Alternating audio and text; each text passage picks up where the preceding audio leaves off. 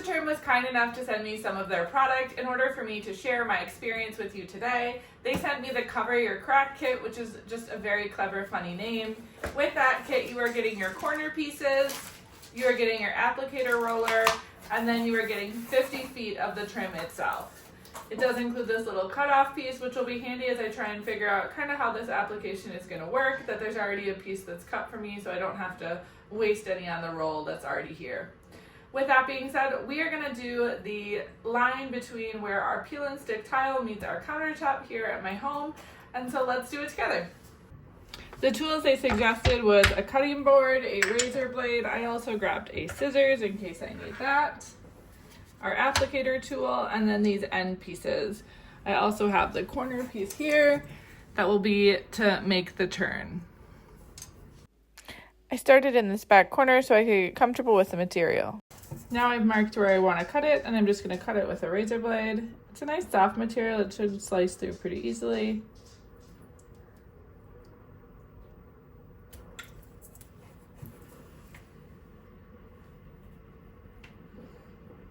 I will say this is the same razor blade, I'm just going to use the scissors. This is the same razor blade I use to do my tiles, so it is quite dull at this point, but it cuts nicely with the scissors.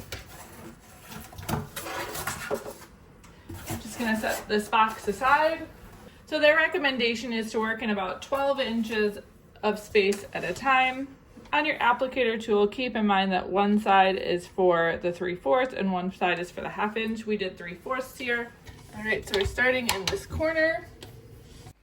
The trickiest part of this was just getting the corner started, and then once I got going, it was a really simple process.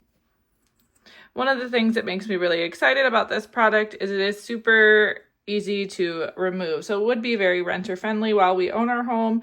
I wanted to do this because this is a peel and stick backsplash. So if at some point we decide we want to take it down and still utilize the backsplash that's behind it, this isn't damaging that backsplash in any way.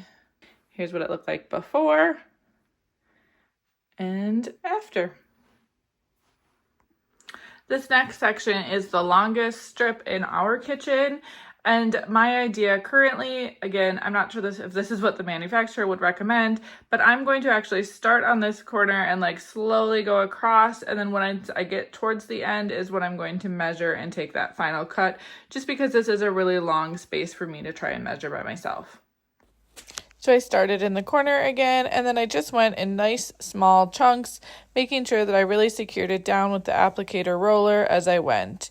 You want to make sure that you don't stretch the material. That is recommended by the manufacturer, to just make sure that you're just kind of putting it down as it lays without stretching the material out, which can be easy because it is a very soft, stretchy material. And then I was done. It was a super easy process. I'm really happy with the end result. And like I said, this is ideal for our situation as we didn't want to caulk it because this is peel and stick tile. I really am happy with the final results, and I couldn't be more pleased.